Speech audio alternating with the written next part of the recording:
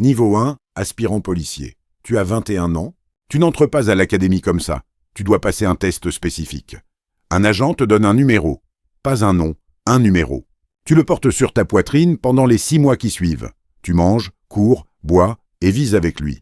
À la fin de ces mois, tu dors dans un dortoir en sachant que certains de ceux qui dorment autour de toi n'arriveront pas jusqu'à la remise des diplômes. Ta promotion commence avec 42 ou 43 personnes. Le centre se trouve à l'extrémité de Caldwell City. Des bâtiments gris, une piste qui ne sèche jamais complètement. Une odeur d'huile d'arme, de produits nettoyants pour sol et ce type de stress particulier qui naît lorsque 40 personnes tentent simultanément d'être à la hauteur. Tu n'es pas encore policier, tu es stagiaire. La distinction est importante. Tu ne portes ni insigne, ni autorité, ni arme en dehors des entraînements. Tu n'as que l'espoir de réussir les 3 ou de rentrer chez toi. Le programme est structuré et impitoyable. Droit pénal, rédaction de rapports, tactique de défense, maîtrise des armes à feu, conduite d'urgence, gestion de crise. Tu avales tout ça parce que l'alternative, c'est de rentrer chez toi. Le formateur en chef est le sergent Briggs, un vétéran de 15 ans de patrouille. Il ne crie jamais, d'ailleurs, il n'en a même pas besoin. Au cours de la 3e semaine, il écrit un scénario au tableau. Un homme, une rue bondée, un objet potentiellement dangereux. « Tu as 1 seconde, dit-il. Allez, vite !» Personne ne peut répondre assez vite. Tout le monde est très silencieux. « Cette hésitation, dit-il, c'est là que des gens se font tuer. Les vôtres ou les leurs? 1 seconde, c'est long pour se tromper. Tu écris, tu t'en souviendras pour le reste de ta carrière. » La 6e semaine, tu fais une simulation. Un signalement de violence domestique. Une porte s'ouvre. Quelqu'un t'attaque depuis un couloir que tu n'as pas fermé. Tu restes figé pendant une demi-seconde. Ton évaluateur coche une case sur un formulaire sans lever la tête. Tu ne restes plus figé. À la 12e semaine, tu obtiens ton certificat d'aptitude au stand de tir. À la 14e semaine, tu réussis l'évaluation des tactiques de défense. À la 18e semaine, tu passes ton évaluation finale. Un scénario en plusieurs étapes comportant 3 problèmes simultanés et sans réponse unique. Une série de décisions données les unes après les autres qui soit préservent la cohérence, soit la font s'effondrer. Les tiennes préservent la cohérence. 12 candidats ont été éliminés jusqu'à la remise des diplômes. Les 31 réussissent l'épreuve, reçoivent leurs insignes, posent pour des photos et rencontrent leur famille. Ton père te serre très fort la main, comme le font les hommes lorsqu'ils veulent dire quelque chose qu'ils ne peuvent pas exprimer à voix haute. Il est fier de toi, en somme. Tu es désormais un agent assermenté du département de police de Caldwell City. Mais tu n'as pas encore réussi à devenir le numéro 1. D'ailleurs, mes amis, vous le savez, la Coupe du Monde a commencé et ce soir, la France affronte le Sénégal. Pour cette occasion, j'ai lancé une 2e chaîne, POV Sport, entièrement dédiée à la Coupe du Monde, entièrement en format POV. La première vidéo est déjà en ligne. Abonnez-vous à POV Sports via le lien dans la description et vivons ce mondial ensemble. Bon, revenons à notre vidéo. Niveau 2, agent de patrouille. Stagiaire. Tu as 21 ans, bientôt 22. L'obtention de ton diplôme ne fait pas de toi un véritable agent de police. Elle fait de toi un agent stagiaire, assermenté, muni d'un insigne et affecté sur le terrain, mais toujours sous surveillance, toujours en période d'évaluation, toujours à titre provisoire. Tu es affecté au 4e district, dans l'est de la ville. Ton instructeur sur le terrain est le sergent Ames, un vétéran de 10 ans. Avant ta première garde, il te dit une seule chose. Oublie les scénarios. Observe comment les gens se comportent, pas ce qu'ils disent. Au cours des 12 mois qui suivent, tu comprends exactement ce qu'il voulait dire. Quart de nuit, double garde le week-end, violence domestique, accident, plainte pour tapage, appels médicaux, tout ce qui se trouve entre les deux. Tu rédiges des rapports jusqu'à en avoir mal à la main. Tu parles aux gens lors des pires journées de leur vie et tu t'efforces de laisser les choses un peu moins abîmées que tu ne les as trouvées. Ames examine chaque rapport que tu lui remets. Les 4 premiers mois, il monte en voiture avec toi 2 fois par semaine. Au fil des mois, la fréquence diminue, mais ses évaluations ne s'arrêtent jamais. Il note ce que tu as bien fait et ce que tu as mal fait avec la même écriture et la même expression. Au 3e mois, tu réponds à un appel pour violence domestique dans une ruelle étroite qui part de la zone de stockage. Le suspect est à la porte avant même que tu l'aies fini de descendre de la voiture. Tu évalues correctement la situation. Tu gardes tes distances. Tu utilises la voiture comme bouclier. Sans demander de renfort, tu parviens à calmer l'homme en 7 minutes. Ames ne te félicite pas sur le moment. Lors de l'examen du rapport ce soir-là, il entoure au crayon rouge ta décision de garder tes distances. « C'était la bonne chose à faire, dit-il. Le briefing est terminé. À la fin de ton année de stage, ton évaluation est présentée. Le caporal Ames la signe. Le commandant de secteur la contresigne. Tu es promu au grade d'agent de patrouille 2. Tu n'es plus stagiaire, mais pleinement assermenté, pleinement responsable. Silencieusement, quelque chose change. Tu commences à remarquer les interventions qui se terminent différemment. Les 3 unités de patrouille bloquées devant le suspect de la rue Alcotte le retiennent pendant 2 heures, puis une équipe en tenue noire arrive, franchit la porte en 12 secondes et règle ce que les patrouilles n'ont pas pu faire. Tu te tiens derrière le cordon et tu observes, non pas leur équipement, mais la façon dont ils se déplacent. Comment ces 12 personnes fonctionnent comme un seul organisme, préparé depuis des années pour cet instant. Tu retournes à la patrouille, mais quelque chose en toi a déjà pris sa décision. Niveau 3, agent de patrouille 2, candidate au SWAT. Tu as 23 ans. Le département impose une ancienneté minimale de 2 ans pour pouvoir postuler aux sélections du SWAT. Tu postules le jour même où tu remplis cette condition. Les sélections durent tous 4 jours. Personne ne te prévient à quel point elles sont impitoyables. 41 candidats se présentent un lundi matin à 5 heures. Chacun d'entre eux a au moins 2 ans d'ancienneté. Dans le parking, tu es parmi les plus jeunes, et tu en es conscient, ce qui te pousse à travailler plus dur plutôt que d'en parler à voix haute. Le premier jour est consacré à l'épreuve physique. Course de 3 km en tenue complète, traîner un mannequin de 85 kg sur 100 mètres d'asphalte. Parcours d'obstacles, sprint contre la montre. 28 personnes passent le premier jour, il en reste 28 pour le deuxième jour. Le deuxième jour est consacré à la tactique. Exercice de nettoyage de pièces dans un stand de tir spécialement conçu à cet effet. Exercice avec des balles réelles dans des conditions chronométrées. Exercice en binôme où tu dois nettoyer un bâtiment de 4 pièces avec un candidat que tu n'as jamais rencontré, en utilisant uniquement des signaux de la main. Un évaluateur marche silencieusement derrière toi, griffonnant quelque chose sur un tableau. Il ne fait jamais de commentaires sur le moment. Tu apprends à analyser ta propre performance, car personne d'autre ne le fera à ta place. Le troisième jour élimine ceux qui ont survécu au premier et deuxième jour.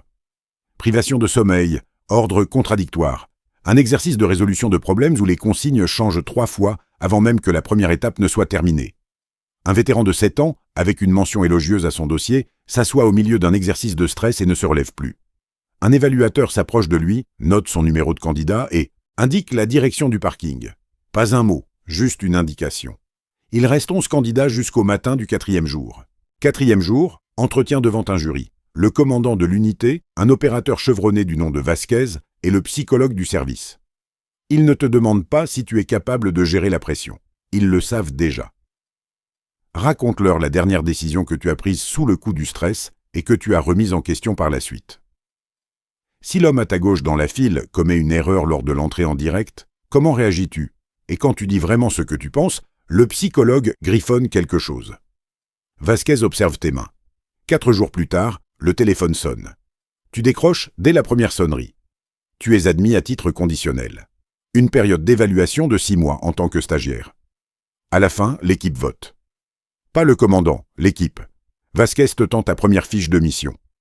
C'était pas un jeu de hasard, dit-il. C'est le vrai boulot, c'est tout autre chose. Pendant 6 mois, tout se fait 2 fois. Des gardes de patrouille complètes et de l'entraînement SWAT les jours d'unité.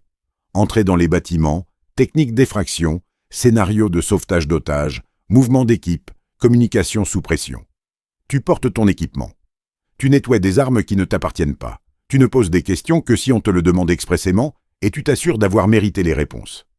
Au 6e mois, après un exercice d'entraînement, Vasquez te prend à part. L'équipe a voté ce matin. Il ne te donne pas le résultat. Bienvenue dans l'unité. Avant de continuer, si tu es arrivé jusqu'ici, laisse un commentaire pour dire ce que tu veux voir ensuite. Cliquez sur « J'aime » dès maintenant et abonnez-vous pour ne pas manquer la suite. Niveau 4. Opérateur SWAT.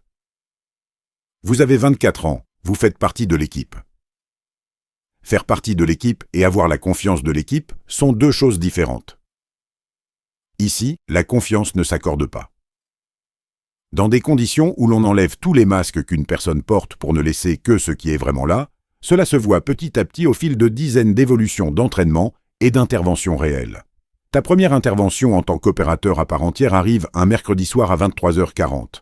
Un homme du nom de Garrett Moss, recherché pour des crimes liés aux armes lourdes, s'est barricadé dans une maison mitoyenne de la banlieue ouest de Caldwell City. Les renseignements indiquent qu'il est en possession d'un fusil et qu'il a déclaré qu'il ne se rendrait pas. Les négociateurs de crise sont en ligne depuis 90 minutes. Ce n'est pas irrationnel, c'est délibéré, c'est bien pire. Une équipe de 5 hommes prend position à l'arrière, au point d'assaut secondaire. Le chef de l'équipe est Vasquez. Dans la zone de rassemblement, il vous regarde chacun pendant exactement 2 secondes. Rien n'est dit, tout est transmis. Les négociations échouent à 1h12 du matin. L'assaut a lieu à 1h14. Porte arrière, cuisine, couloir. Tu agis avec la fluidité automatique que des mois d'entraînement ont gravée dans ton corps, sans réfléchir à la prochaine étape, déjà passée à la suivante. Le suspect est arrêté au 2e étage. Aucun coup de feu n'est tiré. 11 secondes. Briefing. Le chef d'équipe, le sergent Callaway, passe en revue chaque seconde. Il en arrive à ton nom. Le couloir arrière. Tu t'es arrêté sur le seuil de la cuisine. 1/3 de seconde.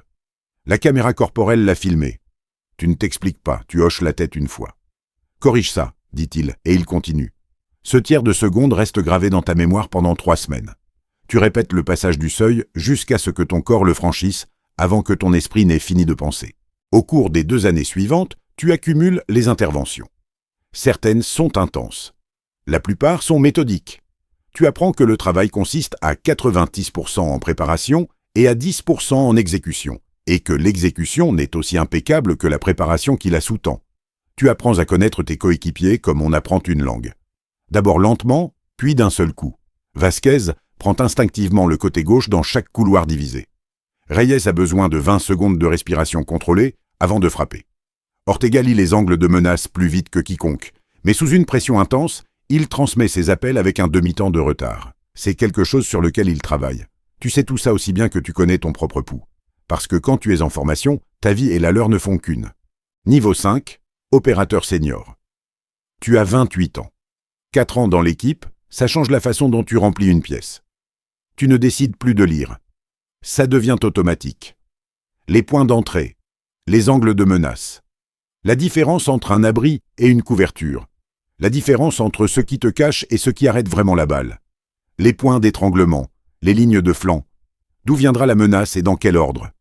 Vasquez est promu caporal. Un poste de chef d'équipe se libère. On te le propose. Tu acceptes sans faire de cérémonie. Ce soir-là, tu rentres chez toi et tu t'assois en silence, réfléchissant à ce que signifie être la personne avec laquelle les 4 autres membres de la formation sont synchronisés. Non pas parce qu'on leur a ordonné, mais parce qu'ils ont choisi de te faire entièrement confiance. En tant que chef d'équipe, ta première intervention concerne un suspect retranché dans un entrepôt commercial situé dans le corridor industriel de la ville. Le suspect est Elias Burke, un ancien agent de sécurité ayant suivi une formation certifiée au maniement des armes à feu. Il est à l'intérieur depuis 4 heures.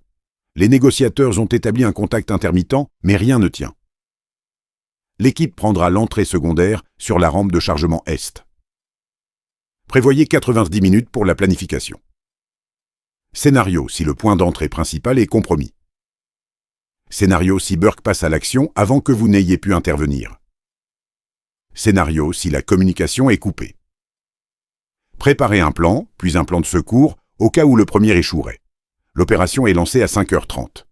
Les points d'entrée principal et secondaire sont simultanés. L'agent nettoie le couloir, une salle de repos et une zone de stockage. L'agent principal établit le contact dans la zone de stockage principale. Burke se rend. Personne n'est blessé. Briefing. Callaway s'attarde sur l'enregistrement des mouvements de l'agent. Exécution impeccable. À la 40 minutes, la communication avec le principal était claire et nette. Il continue. Pas de cérémonie.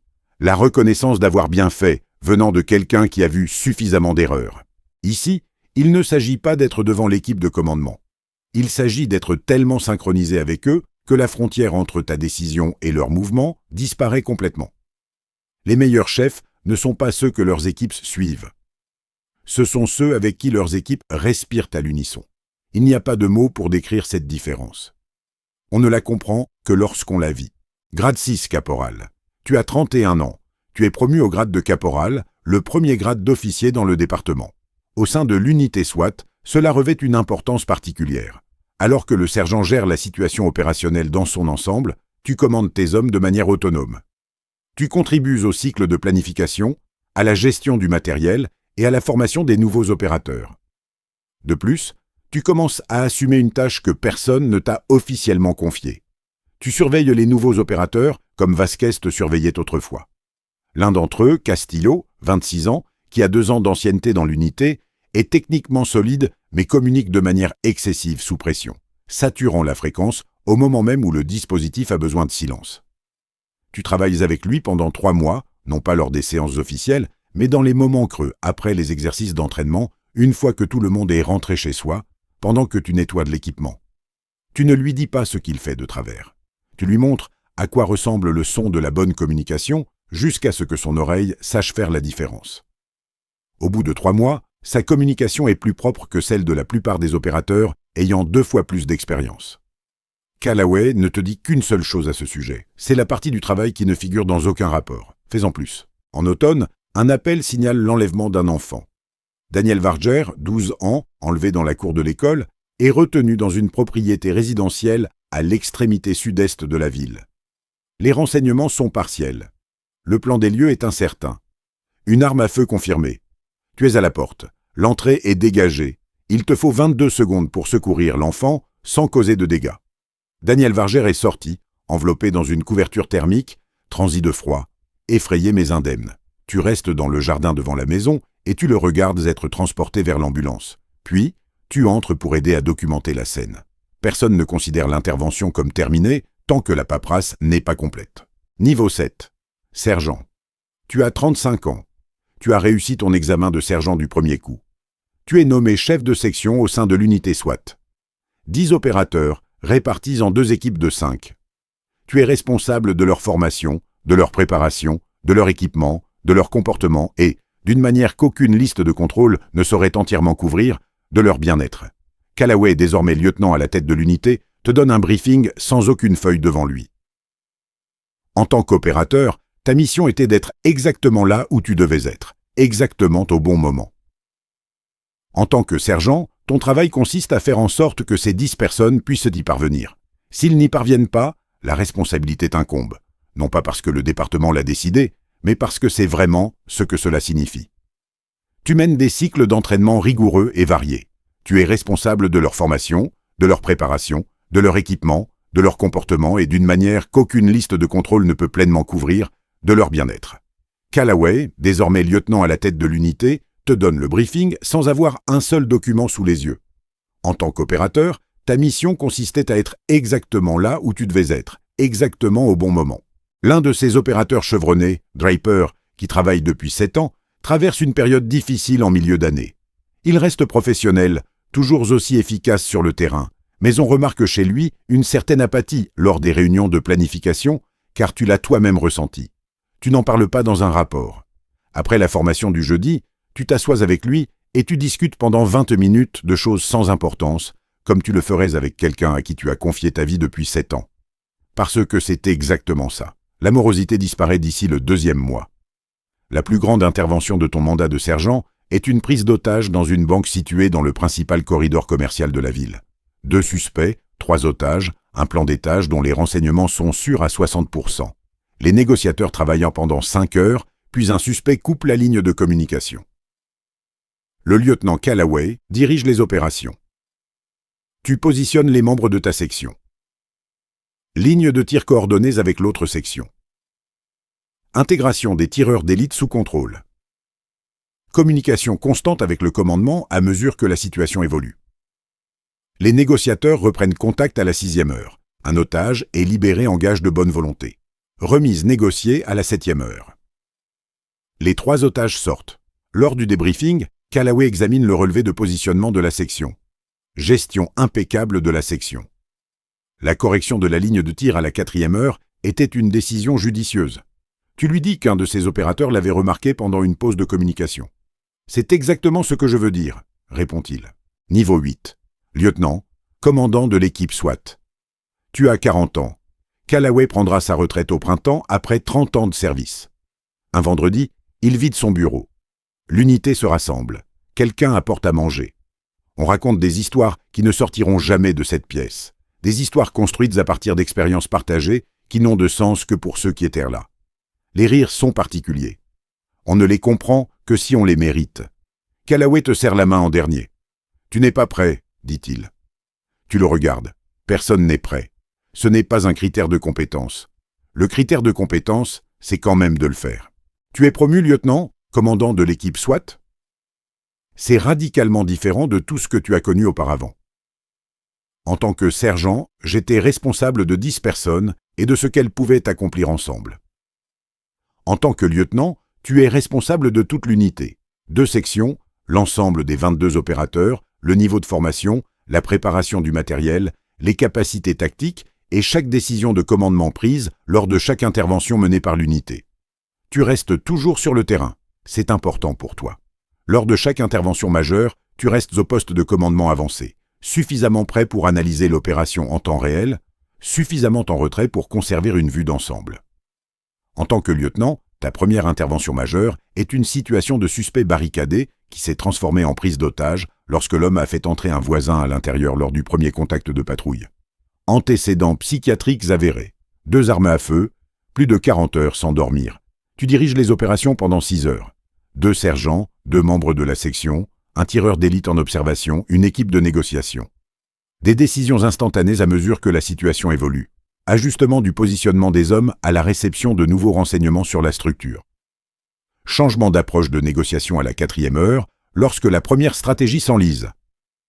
À la 5e heure, autorisation du plan d'intervention tactique et annulation 10 minutes plus tard, lorsque le négociateur a rétabli un contact significatif. La situation se résout à la 6e heure, rendez-vous. L'otage est sain et sauf. Lors du débriefing, il examine le compte-rendu de commandement du sergent-chef. À la 5e heure, tu as annulé l'intervention. Personne n'a remis en question cette décision. Le négociateur a dit « Donnez-lui 10 minutes ». Il le méritait. Un simple hochement de tête. La conversation s'arrête là. Le commandement n'est pas une accumulation d'autorité. C'est une accumulation de jugement. Et le jugement au sein de cette unité se construit à partir de l'expérience d'avoir soi-même été sur le terrain. Savoir ce que cela coûte de l'intérieur avant de demander à quelqu'un d'autre d'y aller. Si cette vidéo vous a plu, j'ai quelque chose à vous dire. Ce monde qu'on explore ensemble sur cette chaîne, le devoir, le sacrifice, l'ascension, tout ça ne se limite pas aux militaires. On vit les mêmes émotions dans le monde du sport. C'est pour ça que j'ai créé POV Sports. En ce moment, il y a du contenu spécial Coupe du Monde et un POV dédié au match France-Sénégal vous attend là-bas. Abonnez-vous à POV Sport comme vous l'avez fait ici. Le même univers, la même profondeur. Seul le terrain change. Le lien est dans la description. Niveau 9. Capitaine, commandant. Tu as 44 ans. Tu es promu capitaine et nommé commandant de l'unité des opérations spéciales. SWAT, déminage, négociation de crise, un bureau officiel, une équipe de commandement, un budget qui t'oblige à rendre des comptes tous les 3 mois à la direction du département. Tu n'es plus avant tout un opérateur. Tu es un leader qui a autrefois été opérateur. Cette distinction détermine désormais tout ce dont tu es responsable. Tu promus le sergent Harland, qui compte 11 ans d'ancienneté dans l'unité et dont le jugement est le plus sûr sur le terrain, au grade de lieutenant et le nomme nouveau commandant de l'équipe SWAT. Pas pour l'ancienneté, mais pour le jugement. Ce ne sont pas la même chose, et c'est en les confondant que les unités se détériorent. Au cours de votre 2e année, un incident majeur survient. Une menace active au centre de transport en commun du centre-ville. Plusieurs suspects, plusieurs lieux. Vous établissez un périmètre de sécurité. Le SWAT est appelé. Tu ne prends pas le commandement tactique, c'est le lieutenant Harland qui s'en charge, et il gère la situation avec brio. Ton rôle est différent. Tu dois faire le lien avec le commandant des opérations. Tu dois t'assurer que le SWAT obtienne les ressources et l'autorisation opérationnelle dont il a besoin. À la 90e minute, tu approuves le déploiement d'une équipe de renfort vers un emplacement imprévu sur la base de renseignements de dernière minute. L'intervention se termine au bout de 2 heures et 20 minutes. Tous les suspects sont en garde à vue. Il n'y a pas de pertes humaines. Ton nom est mentionné une seule fois lors du point presse. Tu es déjà de retour à ton poste de commandement, en train d'examiner le rapport d'intervention. Ce soir-là, à 21 heures, assis dans ton bureau, tu penses au jeune opérateur Castillo, qui communique de manière excessive sous le stress, et que tu as formé en silence pendant 3 mois, alors que tu étais caporal. Il est désormais caporal. Aujourd'hui, il a dirigé l'un des hommes. Les communications dans le rapport d'incident sont dignes d'un manuel. Tu pensais plus à Daniel Vargère, âgé de 12 ans, enveloppé dans une couverture thermique il y a 9 ans. Il ne saura jamais combien de décisions ont été prises ce matin-là pour s'assurer que cette couverture servait à se réchauffer et à rien d'autre. C'est la nature même du métier. Niveau 10, commandant. Commandant adjoint des opérations spéciales. Tu as 48 ans. Le directeur de la police t'appelle un jeudi matin. Il n'a pas de liste, juste une discussion. Le poste de commandant adjoint des opérations spéciales se libère à la fin de l'exercice financier. Je ne te le propose pas encore. Je te demande si tu le souhaites et si tu comprends ce que cela implique. Qu'est-ce que cela implique ? Demandes-tu. Cela signifie cesser d'être celui qui règle les problèmes, répond-il, pour commencer à être celui qui met en place le système qui les règle. Ce ne sont pas les mêmes choses, tu acceptes. En tant que commandant adjoint des opérations spéciales, tes décisions auront un impact sur le personnel d'unité où tu ne seras jamais déployé. Tes politiques définiront les normes de formation pour les agents qui rejoindront le département dans 5 ans. Tes allocations budgétaires détermineront quel équipement sera disponible lorsque le prochain événement majeur éclatera. Tu es la mémoire institutionnelle de ce que signifie faire ce travail correctement. En automne, tu assistes à la remise des diplômes d'une promotion. 43 candidats, soit exactement le même nombre que celui de ta promotion à l'académie, il y a 27 ans. Tu es assis sur l'estrade et tu les regardes défiler un par un sur scène. Ils ont 21 ou 22 ans et portent un numéro à la place de leur nom. Ils n'ont pas encore la moindre idée de ce que leur métier exigera d'eux. Un jeune fonctionnaire, 3e de sa promotion, attire ton attention à la réception. Il regarde une photo accrochée au mur, au fond de la salle. L'unité SWAT d'il y a 20 ans. Tu es au dernier rang, les cheveux plus courts, une version plus jeune de ce que tu es devenu. Il remarque que tu le regardes. « C'est vous ?» demande-t-il. Au fond, à gauche. Il examine la photo. Puis toi, que faut-il faire pour en arriver là ? Tu penses à tout ce qu'il faut faire pour y arriver. À 21 ans, le numéro sur ta poitrine. 4 jours de sélection. 6 mois à faire tes preuves auprès de gens qui ne te doivent de rien. Les rangs, les épreuves, les appels et les années. Le poids de diriger des gens qui t'ont confié leur vie. Le poids des bonnes décisions. Le poids des décisions qui te tiennent éveillé à 3 heures du matin en repassant les alternatives dans ta tête. Tout, dis-tu, et puis un peu plus encore. Il hoche la tête comme s'il comprenait. Il n'a pas compris. Pas encore. Il comprendra.